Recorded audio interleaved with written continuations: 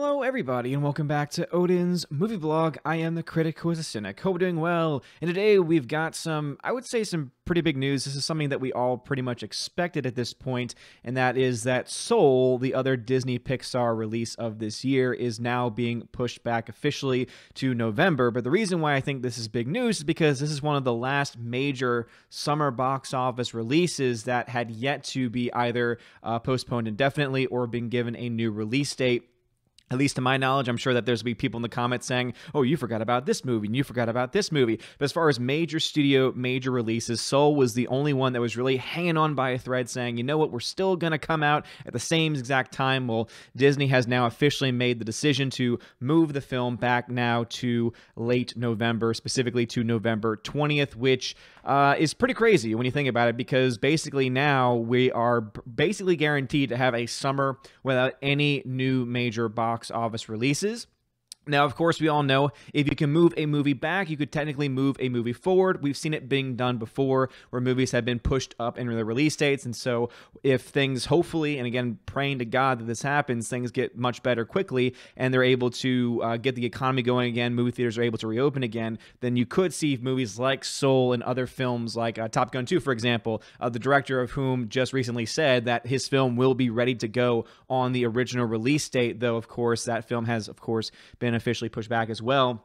So I think you're going to see that happen a lot once we actually get into the summer box office season of whether or not theaters reopen. If they are allowed to reopen, I imagine that you'll see a lot of releases that had already been out. You could potentially see studios push out films from last year, the last few years, to try and get people to go back in. I had the idea of saying, hey, why not just put in some classic movies and offer them at cheap rates, because then you could all, you then at that point you could still make money off of films you've already made money off of, be able to give the theaters a pretty good deal, the theaters be able to give the people a very good deal, and that might be able to entice some people to come back to the theaters so that eventually when you do have your major releases coming out, that you would be able to have as much box office as possible. But it's just really insane. I was looking at a list earlier of the top 10 highest grossing films of 2020, and it's just insane to think that films like Birds of Prey, which is a financial loss, which is a box office bomb by all indications, is in like the top 10, top 5, top 10 highest grossing films of the year. Is just insane to me, having made just so little money in comparison to how much it costs to make and to produce. But with all that being said, this is just crazy altogether to think about it. So just to dive into the article a little bit from Deadline, it says that this is going to be the Thanksgiving holiday period that Soul is being pushed to, which, to be honest, might actually be a very good weekend for it, assuming everything is back up and running by that point, hopefully. Holiday period where their animated feature, Raya and the Last Dragon, was originally scheduled to open. Technically, that picture was to go on November 25th, and now Raya and the Last Dragon has moved to March 12th, 2021. So another film that has been pushed back almost a year at this point. That one's closer to 6 months, but still, a lot of films at this point have been indeed pushed back into 2021. That early March period is where Disney has capitalized on spring breaks with the launches of Zootopia, Captain Marvel, and recent Pixar's Onward, which many believed had an opening weekend that was partially slowed by being lackluster fare, partially because of everything else. But here's the thing, Deadline, the reason why I think that you're being a little disingenuous there is because I remember reading the articles when Onward's opening weekend came out, and you were saying for the longest time, this has nothing to do with this, this has nothing to do with this, this has nothing to do with this, and now all of a sudden it's the reason for everything. So I just think it's interesting. I don't know if it's the same person writing the articles for Deadline or not, but I would love for someone to be able to have those two articles next to each other about when they were making excuses why Onward was not doing as well, and they wouldn't even blame the beer bug that was going on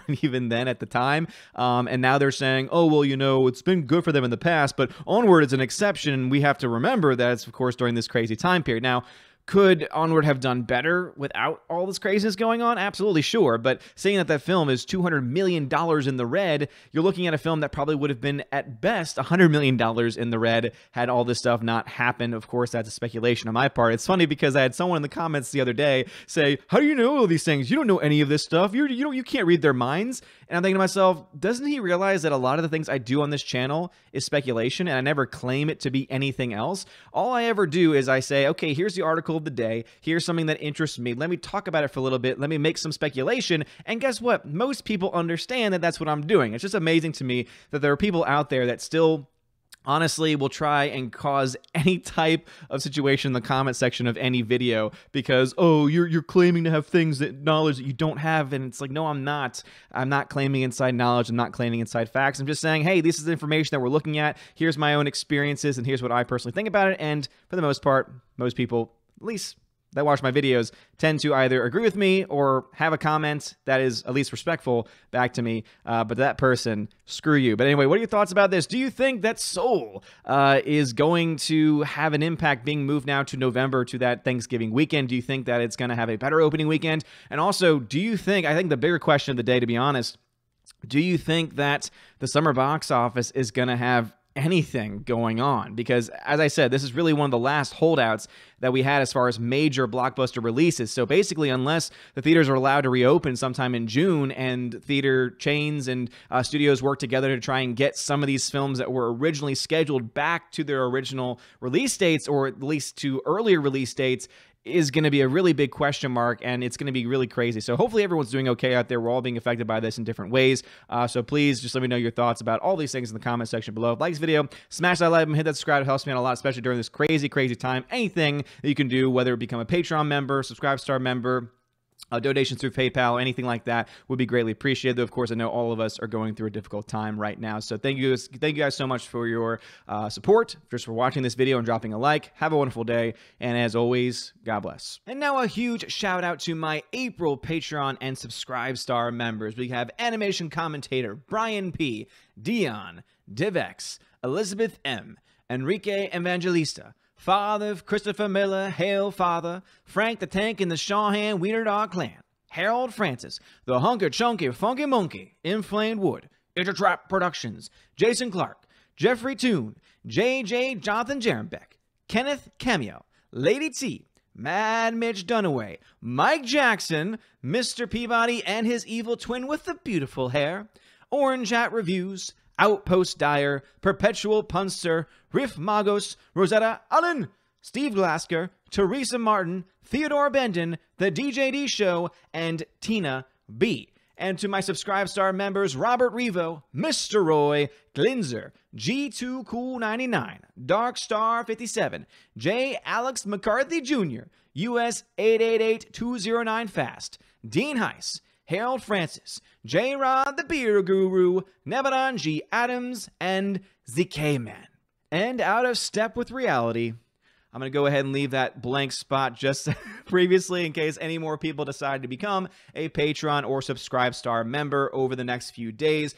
Just remember that as soon as you sign up, you are immediately eligible for any of the benefits. If you just sign up at the $1 tier on Subscribe Star or Patreon, you get a shout out at the end of every single video, including my live streams. If you're a $5 or up backer on either platform, you get access to exclusive giveaways where I give away several 4K Blu-rays, digital copies every single month as well. If you jump up to the $10 tier on either platform, you get access to all of that, plus you get access to an exclusive podcast that I do with my friend John the Flick Pick of John Flickinger and the Flick Pick fame.